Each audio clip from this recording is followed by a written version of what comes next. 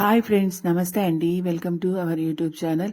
ఈరోజు మీకు చూపెట్టబోయే రెసిపీ ఏంటంటే నేను క్యాప్సికమ్తో ఫ్రై చేస్తున్నానండి. క్యాప్సికమ్ ఫ్రై ఇది సింపుల్గా, ఈజీగా, హెల్తీగా మనం ఇంట్లో చేసుకోవచ్చు.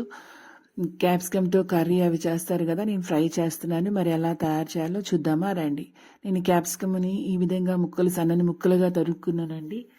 వీటిని నీళ్ళల్లో ఉప్పు వేసి ఆ నీళ్ళల్లో కడుక్కున్నాను. ఒక ప్లేట్లోకి తీసుకున్నాను. ఇప్పుడు స్టవ్ ఆన్ చేసి ప్యాన్ పెట్టుకొని ఆయిల్ వేసాను. ఆయిల్లో ఉల్లిపాయ ముక్కలు వేస్తున్నాను. ఇవి వేగుతున్నాయి. 2 ఎండుమిర్చిని కూడా వేసానండి. క్యాప్సికమ్ హెల్త్కి చాలా మంచిది.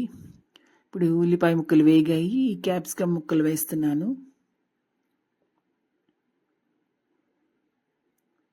పిల్లలకి లంచ్ బాక్స్లో కూడా మనము ఈ విధంగా చేసి ఇవ్వచ్చు. హెల్త్కి క్యాప్సికమ్ చాలా మంచిది.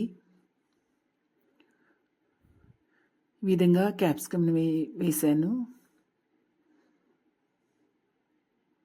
సాల్ట్ వేస్తున్నాను.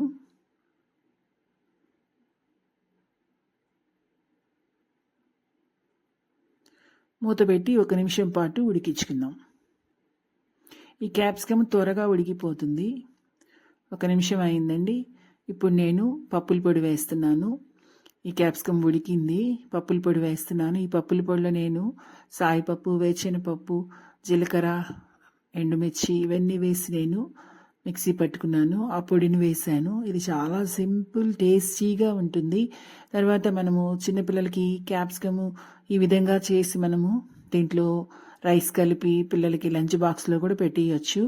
చాలా ఈజీగా అయిపోతుంది. ఒక క్యాప్సికమ్ ఉన్న ఒక లంచ్ బాక్స్ రెడీ అయిపోతుంది. ఈ విధంగా తయారు చేశానండి నేను. మీరు కూడా ఈ విధంగా తయారు చేసి మీకు ఎలా వచ్చిందో నాకు కామెంట్స్ రూపంలో తెలియచేయండి. నా వీడియోస్ కానీ మీకు నచ్చినట్లయితే లైక్ చేయండి, షేర్ చేయండి. తప్పకుండా నా ఛానల్ని సబ్స్క్రైబ్ చేయండి. Bye friends.